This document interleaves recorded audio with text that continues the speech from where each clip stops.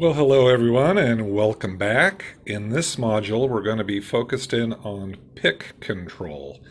As you remember in the last two modules, we focused in on warming our fingers and hands and wrists up.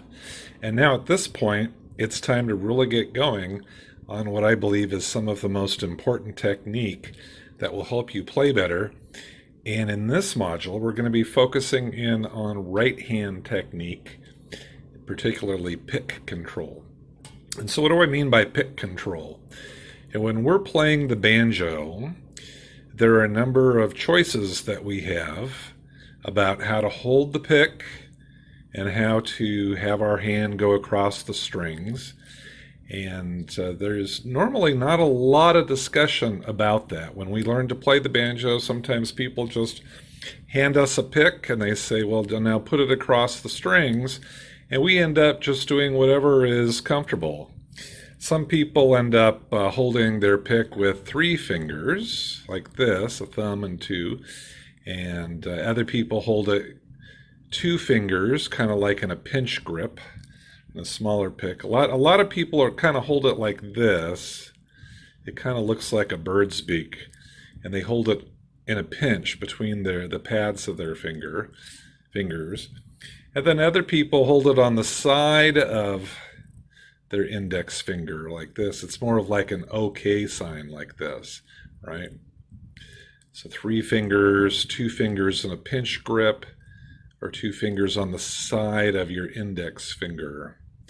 And then the other thing that happens is sometimes people will hold the pick a certain way and they'll swing their wrist through the air and they'll tremolo across all four strings. And then sometimes people put like a pinky down or something, and then they tremolo like this. And then sometimes people have maybe two fingers down, and then when they tremolo, this finger is kind of wobbling around a bit. And so there's a lot of variations. And before we get into my recommendation, I just want to point out that there are examples of really great players who do it each and every one of these ways. So it is possible to get good at playing using any of these techniques. Three fingers, two finger pinch, one finger OK, swinging through the air, a few fingers down. So it is possible to get good. And I just want to make a point by means of an illustration. Let's say you are tasked to walk across a tightrope or walk across the top of a fence that's up 10 or 12 feet. Now, is it possible for you to do that without any supports? Yeah, you could walk across that. You know, it would be hard, but people do it, right? They take a lot of practice, and if they don't have any support, you know, they might wobble around a little bit and have a hard time. But if they were to do the same thing and they, you know, put out their hands on either side and they had like a support wall on either side of the tightrope and they were walking along and they had a hand out this way and a hand out this way and had two steady walls on either side, it would be really a lot easier to walk along this, whether it's a tightrope or the top of a fence. And the point is that by having some sort of a support that goes out to a steady object on the side, it just really eliminates the possibility of wobble. It gives you a very straight channel that you don't have to wobble back and forth. And I make the point that if you're trying to, you know, swing a pick through the air, like some people do, you have to be better. I mean, you have to make sure that the pick does not, you know, go up or down and that it stays at the same angle. There's just a lot of variations. If you put your fingers down on the head, you will find that you can really control that pick to stay at the right height and at the right angle. So I make the case that having fingers down on the head is actually a better way for a more steady swing of that pick. And now the other thing that I make a case of is about holding the pick. A lot of times when we learn to play the banjo, people just say, well, here's your pick, there you go. And so we gravitate towards what is easy. And we know when we get to go do a tremolo, tremolos can be hard at first. And so a lot of people tend to go to this pinch grip because there's a lot of extra soft flesh on these inside parts of our finger. And so when the pick goes across the strings, there's a lot of play here, right? Because the inside of those fingers are soft. It's not like a hard barrier.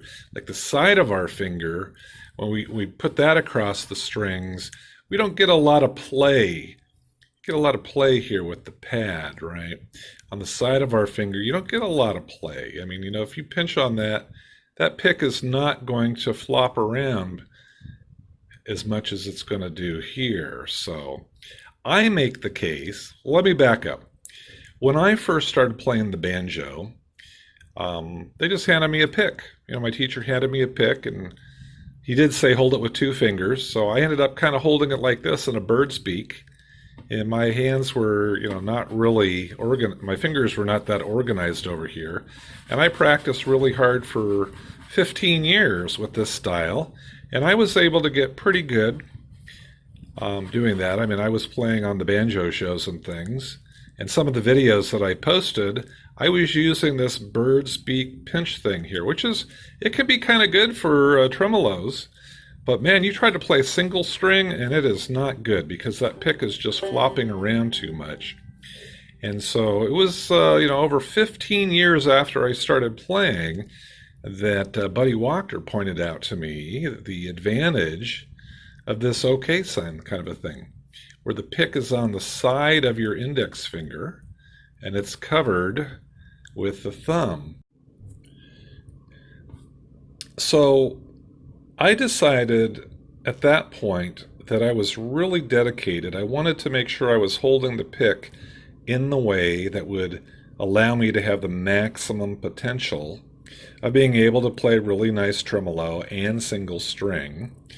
And it came down to, holding it in this OK position and having 3 fingers on the head, not one. I noticed that sometimes people do 1 finger, there's a little variation. 2 fingers, it's a little better.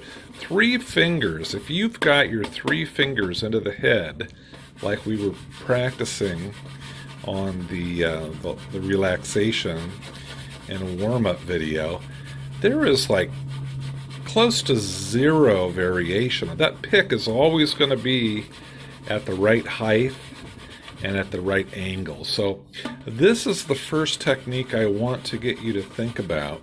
Notice my wrist, it's over the bridge, it's up a little bit.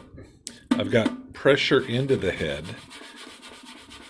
My wrist is relaxed, but I've got a little pressure into the head. Now I'm not tremoloing kind of on my middle finger, and I'm not kind of like this, but I've got these 3 fingers right into the head. And this is the exercise that I want you to start putting some mileage into. Don't even worry about hitting the string yet, but hold the pick and do this.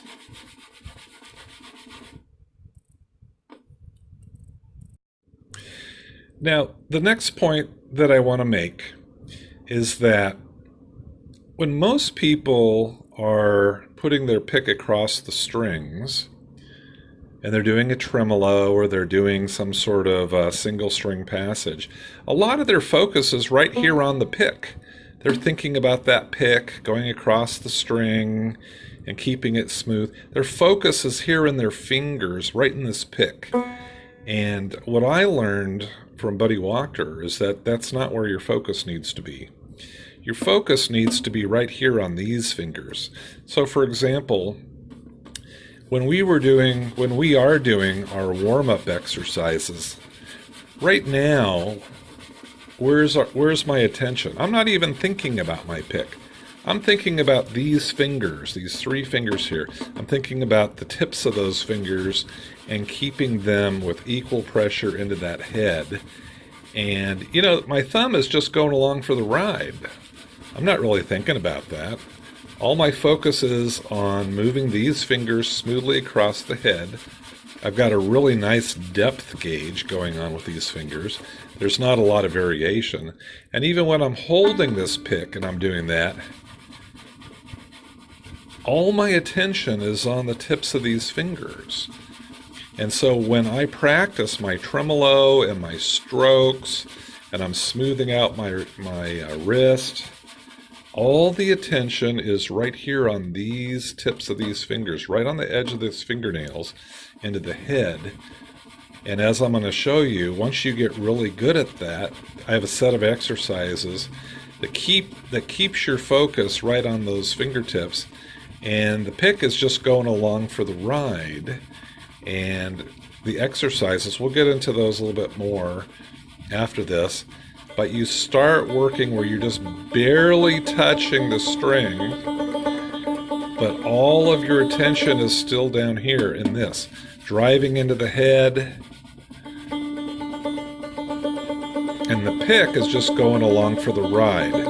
You know, you're not doing this with your thumb. You're not worried about trying to make a smooth tremolo with your pick. All your focus is in these three fingers and in the fingertips, and having a very consistent channel. So consistent that when you slowly bring this down to the first string, you're going to get a really smooth tremolo.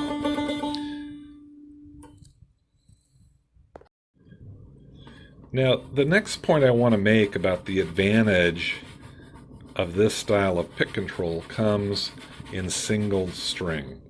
So, for example, if you are a person that likes to swing it through the air and you want to come and, you know, do a single note, whether it's a down or an up,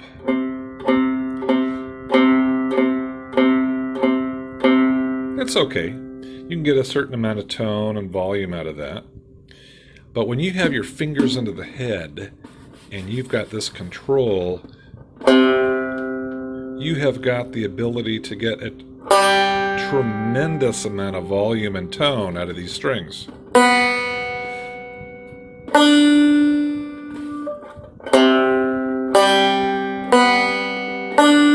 Because all your focus is into the head. You're not even really thinking about the pick. Pressure into the head.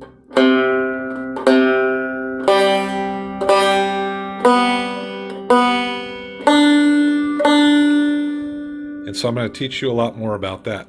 But the main takeaway here that I want you to consider is to adopt this style here. You can go, I believe you can go the furthest with this. Now, like I said, there have been people that have learned to play really good like this and really good like this. But I think the very best is like this. And this was developed by Buddy Walker. I'm going to put some links on the sheet about this lesson, so you can see what this allows you to do. And Buddy Walker is not the only person that uses this. He, I think, you know, invented it, or he picked it up off some really high-end guitar players. But Tyler Jackson does it this way. Nathan Hanna does it this way. I do it this way. There's several others. And I'm going to put links below the lesson here so you can see for yourself. But the progression that you want to work on is to spend some time, 3 fingers into the head, wrist above the bridge, okay sign here, okay, kind of a circle, not like a bird's beak, but more like a circle.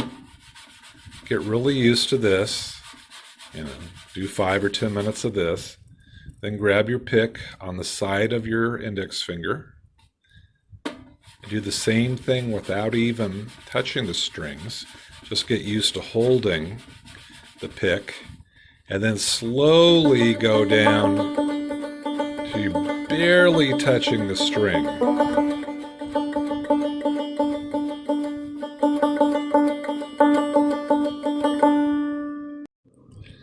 Okay, Okay, so just to summarize what I want you to do, I want you to spend some time emulating this style, wrist above the bridge, holding the pick with an OK sign, 3 fingers under the head. Get really used to this feeling. This feeling right here is what you are going to feel when you are doing a full tremolo and all the strokes that I'm going to share with you. It's never about the pick. It's always about this feeling right here. So you want to burn this into your consciousness and just get so used to doing this. And I think, quite frankly, this is not as hard as it is to start here and really be working, fingers into the strings.